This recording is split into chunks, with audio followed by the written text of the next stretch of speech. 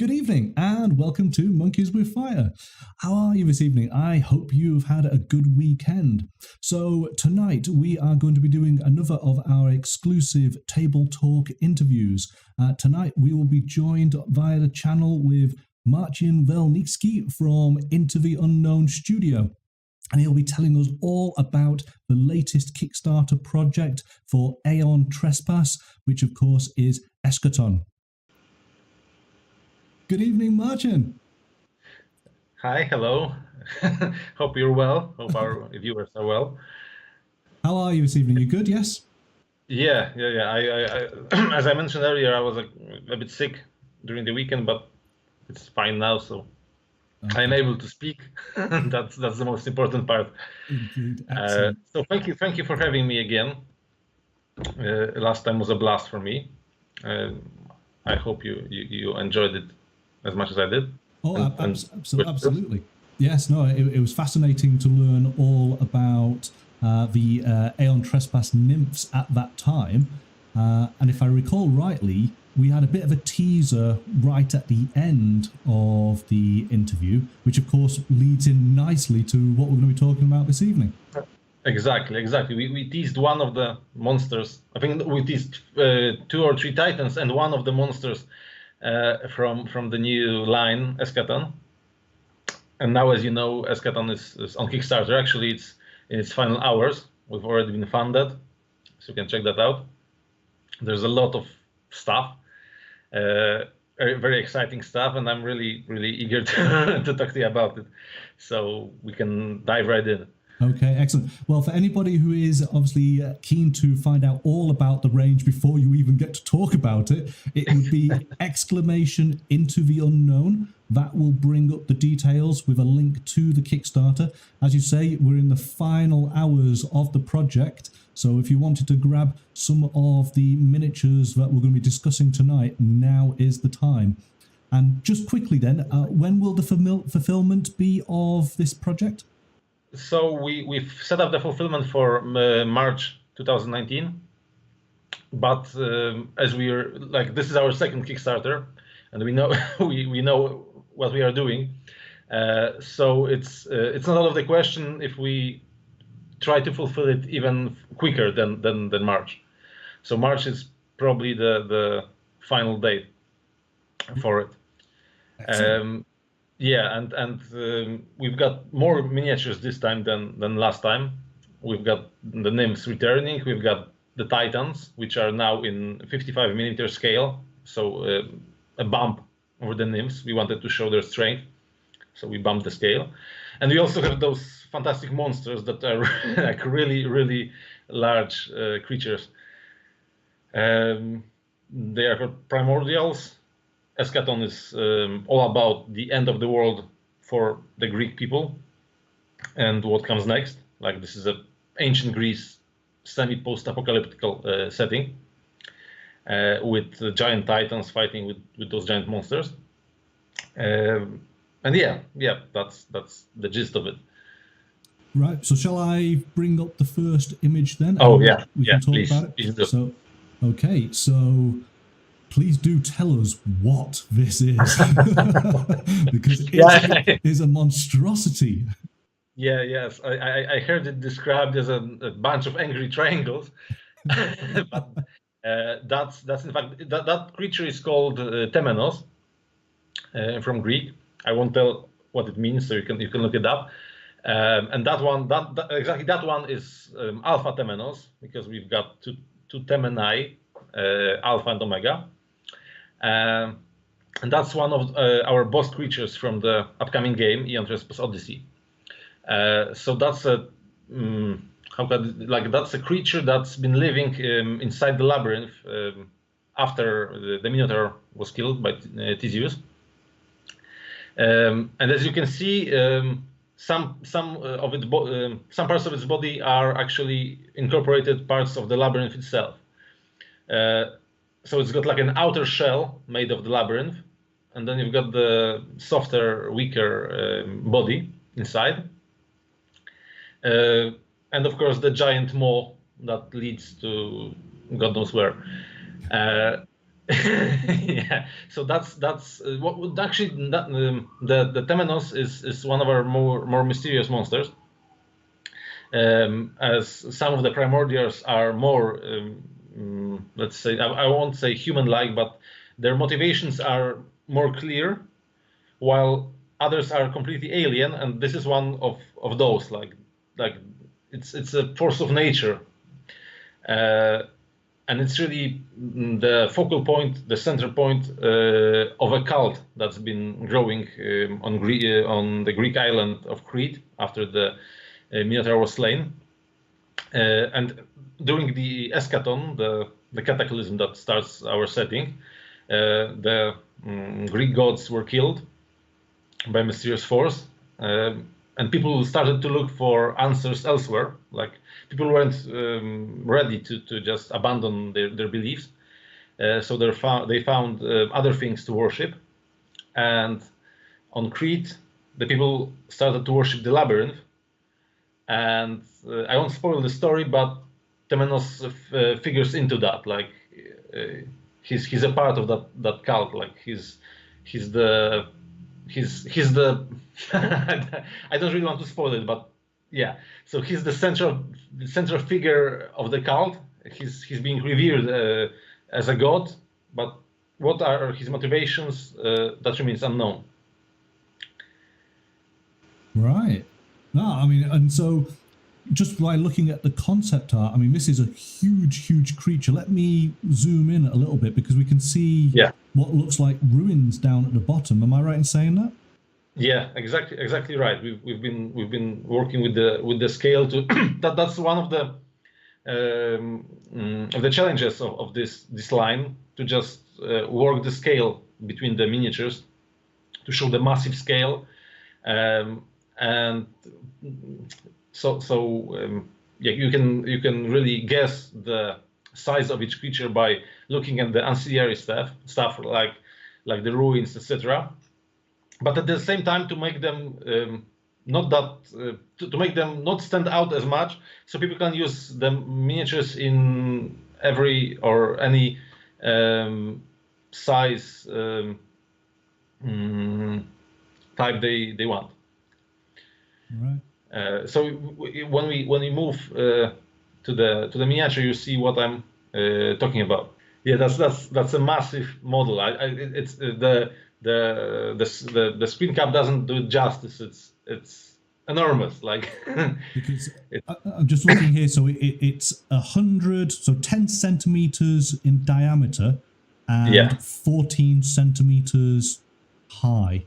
That's huge. Yes, exactly. It's huge, and it's also really chunky. Like, it's not one of those lean models.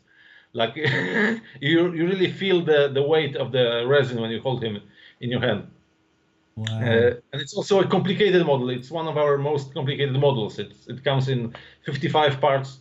So, like, it's it's a really, like, we spend a lot of time engineering this one, making sure that each part is really compatible with the resin casting process. And there's one change between the concept art and the final model. Like, you don't see that, like, on the ruins, that one part of the aqueduct you've mentioned. Oh, right. Yes. Yeah. It's actually toppled on the model because there were too many holes in it to just, like, it was a nightmare to recreate, and it was too brittle. So we decided to just lay it down on the base. And again, it also makes the model more universal for people to use them in different scales. Yeah. So you can use it in our game, in Aeon Trespass Odyssey. It's a shameless plug. Or you can use it in any other game. Like, I've heard people wanting to use this one and some others as demons in Warhammer and Warhammer 40k. Like this one, or this one. I think that someone said that this make a perfect chaos spawn. But yeah, so as you can see, we try to blend the more organic feel of a monster with those symmetrical shapes, those triangle shapes, and you can like if you make a close up, you can see that there's a labyrinthian pattern on the those triangles aren't smooth. There's small indentations suggesting that it's actually a part of the labyrinth, and you can see under its let's say under its chin, you can also see the labyrinthian pattern, which is prominently shown on all the creatures from this cycle, because again, the creatures that and creatures and titans that will comprise our game come in cycles, like story cycles, and this is one of the bosses from the first story cycle that's called Truth of the Labyrinth, and things like Eschaton, which I think we will be showing, is also from the cycle. Logic Breaker Titan, which is not shown, but you can check it out on the Kickstarter page, actually has armor made of those plates that were ripped from the Temenos, and it's also using a sword that's got that biological matter inside it, so it can become more like a biological whip than a sword. So yeah. Wow, it's just so much. I like how, because in this range, and so hopefully people can see here now, so there's a scale outline of the Alpha Temenos. Is that next to one of the Titan miniatures? Yeah, it's next to one of the Titans, and the Titan alone is in a 55 millimeter scale, and that Titan you see there is our first Titan, Herodotus, and he's about 40 millimeters to the head. So you can actually, I think I've got some sample casts here. I don't know if you can see. Right, okay, yeah. So it's actually quite large. It's a lot bigger than the nymphs by design, of course. Yes. And my camera isn't good enough to show you this, but there's like each of those, like when you check out our Kickstarter page and you go look at Temenos and you look at his helmet, he's got those small indentations, circular indentations, and some chips in the armor, and everything is visible on the model. So it's like the quality of the detail is I'm really astonished we really could achieve this. So I mean, what an amazing sort of opening monster. I mean, it's difficult to describe it. It's so unique in its construction. It's architectural and organic and terrifying, all in one image. It's, yes, truly amazing. Yeah, well, this is I hope this is the case for all our models, because we really try to be imaginative with the world and see what we can do. Like we always try to one up ourselves. So the further we are along, the more elaborate the creatures and the titans become. As really want to create something unique. Like we. The market is really crowded, and we really we didn't want to chase the typical fantasy setting or science fiction setting. We wanted to create something original, so we really spend a lot of time creating briefs for our artists, finding reference materials, writing the story beforehand so the artists know what the creature is about. And that's also very important because in the game,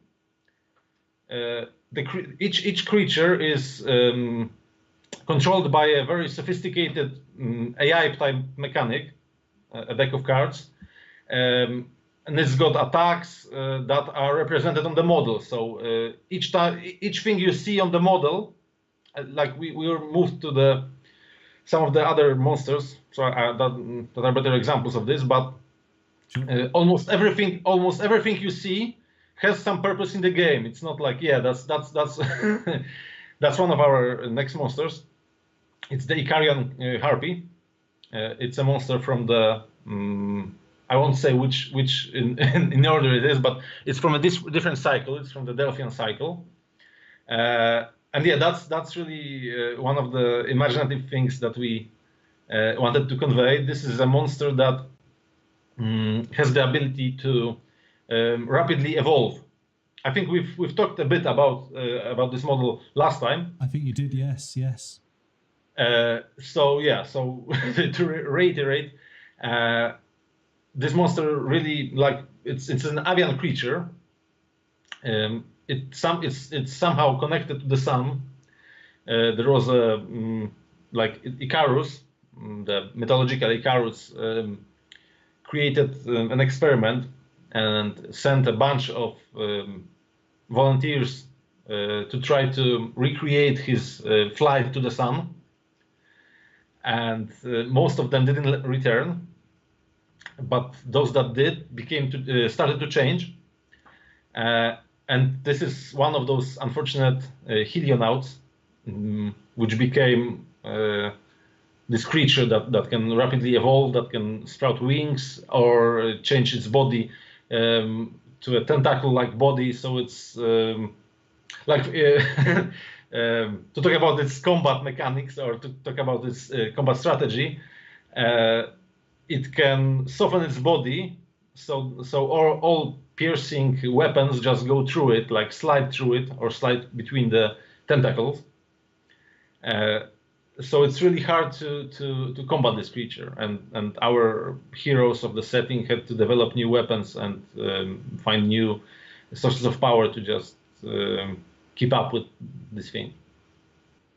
I actually really love this model. Like it's one of I wasn't like I love the art too, but I didn't know that it would translate so well to a miniature. And when we saw it, like we knew that we had something special. Like this is like can we show it? So Super Sarah's saying, "Oh, think what she could do with these miniatures." Super Sarah loves her grotesque miniatures. The more grotesque, the better. Yeah, this one is like, it's also large. Like you can see, it's 85 millimeters, so it still towers over Titans. It's got a 60 millimeter base, and you can see like where the inspiration comes from for this one. Like the whole cycle of the Delphian cycle revolves around Icarus. So we wanted an avian team. So all the monsters and all the Titans have something involving birds or feathers, etc. So this is our take on the harpy, or a mutated harpy. And you can also see some Lovecraftian influences in that. And yeah, this is one of the staples of this series, I think. Like we knew that we had something special when we created this one. And yeah, there's a lot of detail that you cannot see on this screen. Even if you like, could you enhance the middle part? Yeah. Like you can see the rib cage. It's got a different rib cage than a typical humanoid. It's open, and there's something in there. So watch for that. Also, we were really proud that we could do the fingers that long, because, as you know, resin is brittle. But we've tested this, and we can recreate it. So there's like a lot of small things. The feathers, like if when you see the model in reality, when you turn it back, you'll see additional things like the pattern on the wings and the different types of wings. Like it's got those top wings that it uses to fly, and it's got those bottom wings that it uses like a cloak, and also the feathers that come out of its head. You can see that it's got both. That like it's an exoskeletal skull. It's got the round thing in the middle isn't an eye. It's got eyes on both sides of its head. You can see, if you look at our line, if you look at the Titans, you can see where the inspiration for the Ascender Titan comes from, with its exoskeletal armor. And you'll also want to check out our site in the future to learn more about this cycle and about the Titans that the players or the painters will get their hands on. Nice. I mean, it's wonderful, and I can imagine. I mean, just looking at the concept artwork, there's obviously it's been the colors are muted, but you can see that there's a whole range of colors in those feathers, so you could actually make this really extravagant, can't you? It's nice that you mentioned the colors, because if you've got a keen eye and you look at our art, you'll be able to see which Titans and which monsters are from what setting or from what cycle, because we've got each cycle has its own visual style Bible, and things like colors are also in there. So we try to, so we try to have this theme for each of the cycles. So this is Delphi, and the one we had before was Crete. And I think I think we'll have one more from this cycle, and we'll have one special miniature, which we'll talk about. It's wonderful. It's beautiful. It's and again, it's that merging of, you could imagine painting this up as a sort of bird of paradise, but then it's got all these tentacles and a gaping rib cage that there's something in there. And yeah, and the thing is that it's almost like the Borg from Star Trek, in that it learns how its enemies fight. So when it comes back, it's almost immune to some strategies. So it's really like it's becoming a lot more difficult to manage as the story goes along, because it learns and quickly adapts to the situation. Right. Aero's just saying the artwork is awesome, and he loves painting that desaturated way. So I think you'll like the fourth model we'll be showing, or the fourth art piece, because it's by the same artist and it's from the same cycle. So this is also one of the things that we try to do, is give one cycle to one artist, so there's a visual consistency between the art pieces. And I guess this image really does show scale, doesn't it? Yeah, and the miniature does too. So this is like, we wanted to show something dynamic, and we were thinking what types of poses weren't shown, we haven't seen, and like this descending thing, because it's not a dragon. It's called actually called a Nemean lion eater. It's a play on words, because of course we got the Nemean lion, which Hercules defeated as one of his labors, and this is the thing that eats those lions, those giant lions. And you can see, like, if you zoom on the middle of the art piece, you'll see that it's got a spiky carapace, or spiky back, and you can see two of those lions that are impaled there, and they're left for supper. And that's also on the model, which we can see in a bit. And yeah, so this one was like, this model isn't part of the main game. This is like an offshoot. We don't know what we really do with this model. We'd like to bring it to the tabletop, but it's not a part of the core box of the game. But it's part of like an internal line for us that we call Sins of Hercules, or 12 Sins of Hercules. which really reimagines the story of Hercules and what he did. And as you probably know, we've got 12 creatures there, so we've been experimenting with those. So this creature was based partially on a lizard type character or a dragon, but it's also got some lion parts, like the tail, and it's got a sparky carapace. And there's two distinct features that this creature has. Firstly, if you zoom in on the face, on the maw that it has, you'll see subtle lines that go. Do you see them? You see lines that go through the cheeks of the creature. That's because it's actually like a snake, and it can unhinge its jaw to just swallow things whole. Like the whole head becomes a lot bigger. Then that's one of the features of this monster. And the other feature that you can't really guess from this art piece, because we would have to make another one, and we have, is that it's a bit like a puffelfish, that it can inhale a lot of air, because you can see it's really skinny. The creature is really skinny, but it can become like a really large thing with spikes going in each side, each direction. So yeah, and this set, we can go to the miniature now.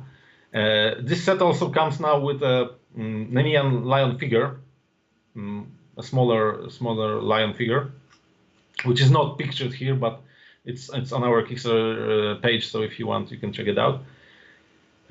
Which is up to the scale of the lions that is got on its back, and it's also, again, it's another one of those really huge models.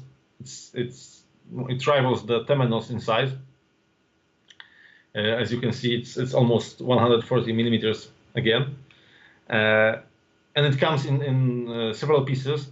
And one thing that you might want to know is that you can really take the monster and detach it from the scenic base with the structure and just put it on a different base if you don't want to have those structures there. But the structures are beautiful. Why would you not want them? No, I mean, like if you wanted to use it in a war game or something like that, you could just put the monster like it's measured to fit on the base without that was actually one of the engineering challenges. Right. Just make it look good, descending the structure, and then put it on a simple base and have it look good too. Oh, so actually could actually be on a flat base then? Yeah, you could probably. Right. Yeah, because we've designed the cuts of the model in such a way that you can do it, like, or some people might even magnetize the creature to use it in both types of with both types of bases. That's really clever. Yeah, the structure is actually really detailed. Even the statue at the top of the structure is really detailed, and it's almost the size of a Titan. So that's actually pretty cool. That it's a really fun piece, and we had a lot of fun making it, creating it. Making the lions, making the this was actually a challenge to create, and and I don't know if you know, but making spiky armor and making without resorting to some tricks, it's really hard. Like it's hard to make a convincing spiky carapace with long spikes because it's a really hard process to. Like you need to make each spike thick enough so it doesn't break, and if they stick in different directions, it's like I don't know if you remember the last time we talked about the hair of the labyrinth nymph. Yes. That was really difficult to create. So this is a similar process. Like that was a challenge. We really spent a lot of time on those spikes to make them right. I was just going to say that you guys really do like challenging yourselves in this sort of creative way, don't you? Yeah, But you're always equal to the task, and that's what's brilliant. for better or worse, we really do. Which I think you'll see in the last monster model we have, because that one is also challenging. It was, yeah. I wouldn't even know where to start describing this one, so I will absolutely leave it to you. So actually, this is a reveal. Like, this is a creature that we haven't revealed yet anywhere else. Ah, an exclusive. Yeah, this is an exclusive. So this creature is called the Sun Descendant, and it's one of the bosses from the third cycle, like the Icarian Harpy. And you can see some similarities with the feathers. You'll see that more with the miniature. So this creature was actually based, like we wanted to create something that resembled a chariot. So if you look at it from a distance, it actually can look like a chariot. Like there's a lot of horses pulling a chariot, because this is this cycle is themed around the sun. Even though the colors are saturated, it's all explained in the lore why it's that way. So we started with the chariot, and we just went wild with it. So again, when the peoples of our world see this thing on the horizon, because it flies, it really looks like the sun god Helios is traveling through the sky. And then it descends, and you can see that those horses aren't really horses, but appendages, and they've got tentacles coming out of their mouths. And you can see, like, if you, I don't know if it's in this image, if you could zoom in on the bottom part of the image, I think we can see. There's two people running for their lives. You can see people running for their lives. So that's really cool. So this is like you can see the similarities, or the parts that are taken from the Icarian Harpy, and this is by design, because those creatures are part of a ecosystem, or a biological cycle, if you will, and they are related to each other. I see that people I don't get what is this thing. So maybe we could go to the model itself. Yeah, to the I think. I mean, this is the thing. Is these sort of miniatures defy belief, but I think that's the whole idea, isn't it? Yeah. If you don't understand what you're seeing, you're getting it. Yeah, exactly. So from, like, you've got this humanoid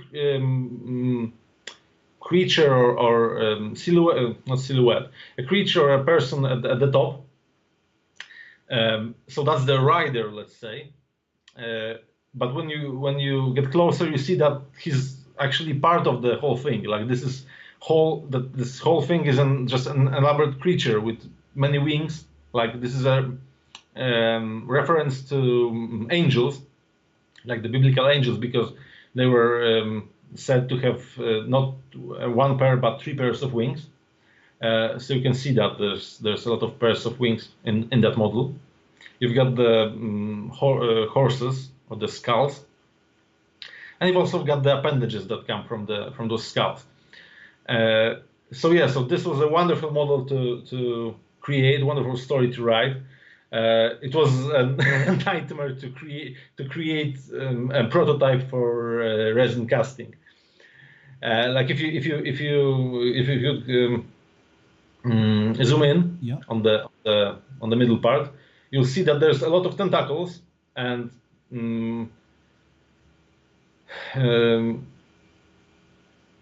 they're not like, because when you see monsters or miniature monsters with tentacles, and you look closely, you'll see that most of those tentacles are actually really. This is the same thing as with the spikes or the hair. Like, if you want to create things like that, you need to have them facing the same way. so the resin just flows in there. And we didn't do that. We really wanted to show that those tentacles are ripping, so you can see that they are facing in different directions, and that means that each individual it's really fucked up in the best way. Comment. Yeah. So like this rivals the Temenos in parts. It's all I think it's 37 parts, and most of that is those tentacles, because we really didn't want to compromise on that and simplify the model. So yeah, we took a lot of time to do it, but we are really satisfied with the result. And again, you've got the scenic base. There's a lot more going on behind, because behind the model, because it's not horizontal. It's like flying down at an angle. So there's some space behind it, which we also used in a creative way, which you'll see that when the finished model is up for sale. And you can see, like, if you zoom on the base, you'll see we've got that one survivor or would-be survivor there. He didn't make it on the model, so rest in peace. Do you see that one? Yes, yeah, absolutely, yes. Yeah, I mean, yes. Firatos has spotted the guy down at the bottom. That's just so there he is. Yeah. So yeah, exactly right. So yeah, we have ton of fun with this one. That's wonderful. That's really cool. Yeah, and those four are just like we've got like if you go to the Kickstarter page, you'll see that we've got a lot of more monsters. We've got the Eschaton, which is the many. This one of the first miniatures I think that we revealed, and it's also the first monster that we've designed, the many-handed one. We've got the Cyclonus, which is a Spartan monster with those huge wrecking balls for hands. We've got the Oracle, which is also a creature from this cycle, which also has many wings, but it's a completely different type of creature. People with trypophobia shouldn't really look into that one, because it's got many holes on its body. We've got the bull, which really isn't a bull when you see the alternate parts that come with the set. So yeah, so there's a lot of content, and we're really proud of each one of those. So far we've revealed 3 new nymphs, and we can talk about them, because those 3 new nymphs, like, this is a different type of miniatures. So these are monsters, grotesque monsters that we were talking about a while back, and the nymphs are completely different. They represent beauty, they represent strength, sometimes hope, sometimes not, because they're really fickle. They can be your friend or they can be your enemy.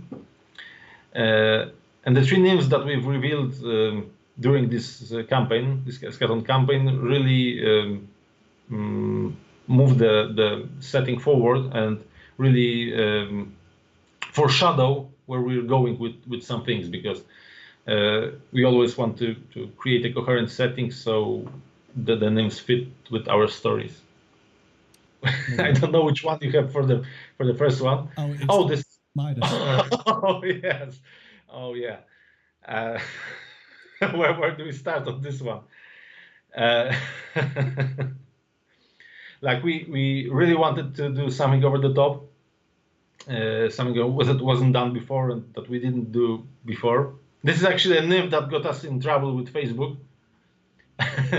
Because we've put this uncensored version on our page, and Facebook freaked out and blocked us. So we had to put, like, if you go to our Kickstarter page, you'll see that there's small censoring bars on each nymph that has a part revealing. So this is the Midas nymph, and we wanted to as I said, create something something different. So she's got this veil of molten gold, so you don't see her face. and this veil descends. Well, you can see it's dripping all over her body, and this is actually a curse for her because, as you know, Midas was the king that could create, could turn anything into gold with his touch, which really became a curse. And this is similar with this nymph because she's like the last survivor or the last witness of the of an empire that was in the east that was toppled because of creating this magic of creating gold. Yeah, there's like you can see if you zoom in on the back part of the throne that she's sitting on. Yeah, this is a hint to what empire that was. And we're working really hard to just indent this symbol into the miniature, so it's easier to paint for people if they want to stick with this motif, and if not, they can just paint over it. And we also like this is. Could you zoom out a bit? An earlier work because we're trying to do something even more wild with it in terms of engineering. We put holes into that throne, like it's see-through on the miniature, and we're now in the prototyping phase to see if we can achieve this with this type of effect. And also, it was really a pleasure to do the veil part because it's really hard to do veils in miniatures. I don't know if you if you knew that, but it's really hard to do, like, because you need to do the face expression, make it subtle, and then put a layer on it, so the painter has an easier time of recreating the effect of a translucent veil. That's really and when you see the miniature, you'll see that we've put a lot of effort on that part. Like that was the most difficult part of this model. So this one is called the natron nymph, and natron is the type of salt that was found in Egypt that was used in the mummification process. So this nymph is entirely made of salt. It's actually two nymphs, two sisters. With one of them became a salt statue. So the one that's standing on top or over her wanted to touch her, and she just removed a part of her face. And in our setting, they are really tied to Egypt and tied to the mummification process. Mummification was seen as a rite of passage. Like when you died, you needed to be mummified and put in a tomb to enter the next world, the land of the dead. And after Eschaton happened in our world, that passageway has been closed, or so the nymphs, the natron nymphs believe. Like souls do not enter the underworld anymore. So she's been actually wandering the world, looking for the answer to this crisis. Like there's, and she's been collecting souls along the way. So it's actually like we try to incorporate the elements of the ancient world into our designs. We try to do something different. So as you can see, she's being like the wind that's blowing towards her is leaving trails of salt on the air, and that's an effect we want to incorporate in the model. So it's not just for the art. She'll look that way on the finished model. So okay, so if we move on then to the last nymph that I believe was unlocked just today, wasn't it? Yeah, it was unlocked like 6 hours ago by reaching 200 backers. Okay. It was the penultimate bingo goal. So she's called the Silica Nymph. As you can see, she doesn't have a face, or rather, her face is a mirror, like an old ancient type mirror made of silica, which is a crystal, type of crystal, also found in the desert. So she is the patron of crystals and glass and etc. And for most, like in the history of our world, she was mostly forgotten because like there's not that much crystals or glass in the ancient world. But when the Eschaton happened, and this creature descended from the heavens, we call it the 0-point entity. It's one of the mysteries of the world, what that thing was. When it descended on the world and destroyed Atlantis, destroyed Egypt, it left a path of destruction in its wake, and the weapons, or the weapons that it used were so destructive, with the power of a, we could compare them to an atomic blast. So they basically glassed deserts. Like in an instant, the power of those weapons was so high, it was so hot that sand became glass. And so now there's huge patches of just glass deserts in our world, and suddenly this nymph, the Silica Nymph, became a prominent figure in the pantheon of nymphs, because she gained a lot of power through that, because the nymphs are connected to an aspect, and when that aspect becomes stronger in the world, she also becomes stronger in that world. And you can see that she's wearing like, this is not an ancient Greek style tunic. It's more styled in the style of Egypt. So you know where she comes from. But currently she's also traveling between those glass realms that were created in the west and in the east, and trying to figure out what's her part in this.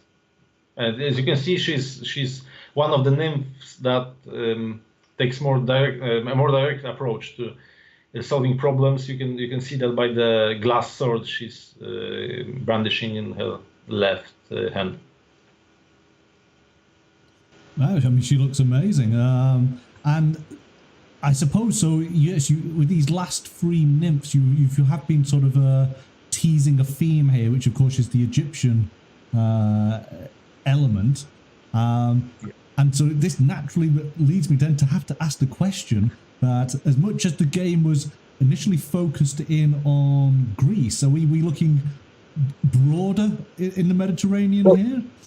Yeah, well, the thing is that the ancient cultures weren't so homogenic as we thought. Like, there was a lot of trade going on in the Mediterranean. So the Persian culture, Egyptian culture, Carthage, Greece, they all exchanged goods and ideas. So we thought, why not incorporate some of those elements? So I don't want to, like, the game is Greece based, but we do have some let's say side attractions in there, and a lot, like because it's about it's an odyssey, it's about traveling. So we wanted to visit a lot of exotic places when you play the game, and Egypt with the setting that we created was really fun for us, so we decided to go for it. Yeah, I mean, it's and so to some degree then, does opening the door to Egypt to allow sort of Egyptian based monsters and titans, or is that not an area you're gonna go into? Well, I can't go really into that right now, but yeah, of course we really want to take a lot of the parts that make the Egyptian culture unique and incorporate them into the setting. So that also means monsters and titans. The same goes for Persia. because this nymph is, as I said, is she's got a realm in the west, in Egypt, and she's got another one in the east, in Persia. So we're also going to Persia. And a lot of more fun things to come. In this particular campaign, there's a special nymph, which is a sort of a revisit to one of the original. Yeah, so that's a special project for us, because that's one of the first nymphs we did for Aeon Trespass nymphs, and she's in 32 millimeter scale, and we really wanted to we love those models. There's a lot of detail on them, and some of that gets lost because of the size of the model. So we wanted to create a different line with a different scale in mind, and this Solitude nymph is the first of that line, of our 75 millimeter line. So yeah, that's the basic gist of it. But the thing is that we didn't just want to upscale those miniatures, because of course we could just take the miniature and scale it up and make new molds. But doing this project really allowed us to revisit the models and add a lot of details into them while we're at it. So you can see on screen what that process looks like. It's like remastering a video game, really, because the level of detail is, as you can see, is unparalleled. You can't really achieve the level of detail you have on the right is unachievable on a miniature like this size. So this larger scale allows us to really go in on the details and create a lot of people didn't even know that the nymph had that there was this body with an ancient exoskeleton armor lying underneath her, and now you can see the guy's fingernails. So yeah, it's and we decided on this model because it really has all the elements that make our models unique. It's got the technological element, and it's got the biological element. You've got the nymph that incorporates different textures. You've got the skin, the bark, you've got some fungi, you've got the leaves, of course. So yeah, so there's a lot of, maybe you can't see that on the picture there, but there's a lot of things going on, and it was a perfect nymph to just see if we can do this. And that's why for now there's only one 75 millimeter nymph available, because it really takes a lot of time to just remaster those things. And we are also doing Eschaton. We're doing new nymphs, and we're again a small company, so they will be coming, but steadily. Yeah, I think so. Like if you remember the knowledge nymph, the one that's sitting on a pile of books, and just imagine what we're doing with that. We're doing individual pages, we're doing creases on the books, we're doing covers. It's like, wow. It's gonna be fantastic. Yeah, of course, and we really do appreciate you coming onto the channel and letting us know. It was a pleasure. I'm getting used to talking on screen, so I hope I was coming across. And yeah, that's it for me. Thank you very much to your backers and to you for hosting me, and see you. Always welcome. So thank you very much, Marcin, and have a good evening. You too. See ya. For now, then. Bye. Yes, you enjoyed it. Woo!